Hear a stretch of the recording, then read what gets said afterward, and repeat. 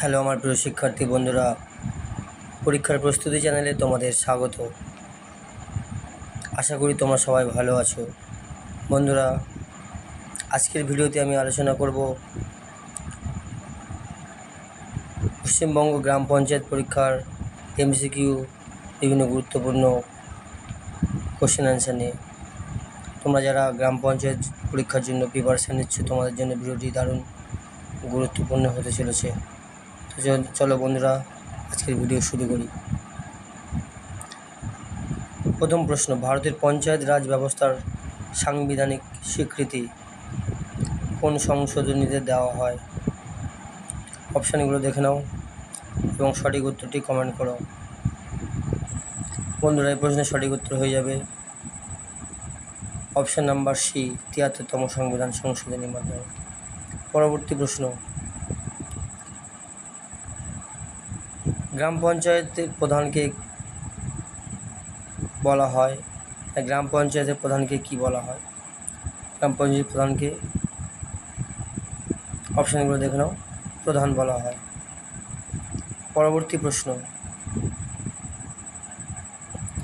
পশ্চিমবঙ্গে গ্রাম পঞ্চায়েত নির্বাচন পরিচালনা করে কে? অপশানগুলো দেখে নাও, নির্বাচন কমিশন, রাজ্য সরকার, জেলা প্রশাসন না পুলিশ বিভাগ? এই প্রশ্নের সঠিক উত্তর নির্বাচন কমিশন। পরবর্তী প্রশ্ন, অর্থাৎ ৪ নম্বর প্রশ্ন,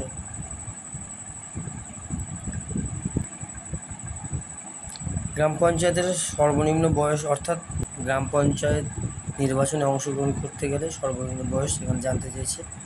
এই প্রশ্নের সঠিক উত্তর হয়ে যাবে ২১ বছর।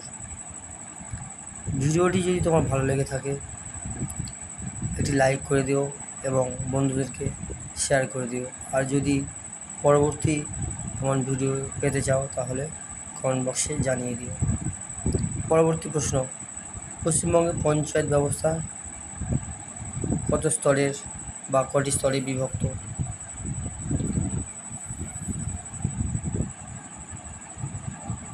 অপশানগুলো দেখে নাও, দ্বিতীয় স্তর, তৃতীয় স্তর, চতুর্থ স্তর বা প্রথম স্তর? পশ্চিমবঙ্গের পঞ্চায়েত ব্যবস্থা ৩টি স্তর আছে, মনে রাখবে। পঞ্চায়েতের ৩ স্তর কী কী? মানে পঞ্চায়েত ব্যবস্থায় ৩টি স্তর আছে, সেই 3টি স্তরের নাম কি?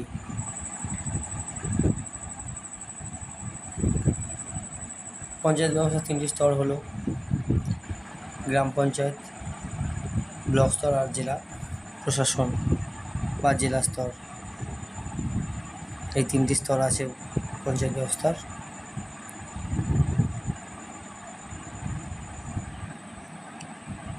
পরবর্তী প্রশ্ন, গ্রাম পঞ্চায়েতের মেয়াদ কত বছর? গ্রাম পঞ্চায়েত মেয়াদ 5 বছরের হয়। পশ্চিমবঙ্গ পঞ্চায়েত ব্যবস্থার আইন কোন সালে তৈরি হয়? এ প্রশ্নের সঠিক উত্তর 1993 সালে পশ্চিমবঙ্গ পঞ্চায়েত আইন তৈরি হয়। পরবর্তী প্রশ্ন,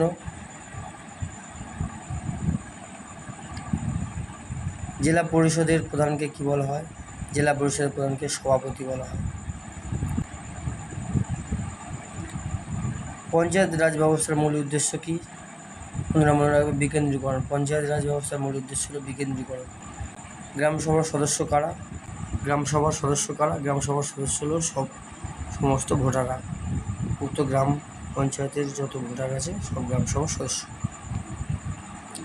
পশ্চিমবঙ্গে ব্লক স্তরের পঞ্চায়েতকে কি বলা হয়? ব্লক স্তরের পঞ্চায়েতকে বলা হয় পঞ্চায়েত সমিতি। বন্ধুরা তোমরা মনে রাখবে, পঞ্চায়েত ব্যবস্থার 3টি স্তর। একটা হলো গ্রাম পঞ্চায়েত, একটা হলো পঞ্চায়েত সমিতি, আর একটা হলো জেলা পরিষদ। ব্লক স্তরের পঞ্চায়েতকে বলা হয় পঞ্চায়েত সমিতি, আর জেলা পঞ্চায়েতকে বলা হয় পঞ্চায়েত, জেলা পঞ্চায়েতকে বলা হয় জেলা পরিষদ। পঞ্চায়েতের অর্থনৈতিক উৎস কি? পঞ্চায়েতের অর্থনৈতিক উৎস মনে রাখবে, কর, অনুদান, ঋণ, এই সবগুলোই হচ্ছে পশ্চিমবঙ্গ পঞ্চায়েত ব্যবস্থার অর্থনৈতিক উৎস। গ্রাম পঞ্চায়েতে কতজন সদস্য থাকতে পারে? গ্রাম পঞ্চায়েতের কোনো সদস্য নির্দিষ্ট সংখ্যা নেই, সে 5 জন থাকতে পারে, 20 জনও থাকতে পারে, নির্দিষ্ট সদস্য সংখ্যা গ্রাম পঞ্চায়েতে নেই। ভিডিওটি ভালো লেগে থাকলে লাইক, কমেন্ট এবং বন্ধুদেরকে শেয়ার করে দিও।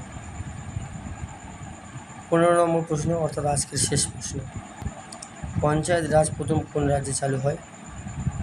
15 নম্বর, পঞ্চায়েত রাজ প্রথম রাজস্থানে চালু হয়েছিল। আজকের মতো ভিডিওটি এই পর্যন্ত। আগামী দিনে এরকমই যদি গুরুত্বপূর্ণ ভিডিও পেতে চাও কমেন্ট বক্সে জানিয়ে দিও এবং বন্ধুদেরকে ভিডিওটি শেয়ার করে দিও। ধন্যবাদ।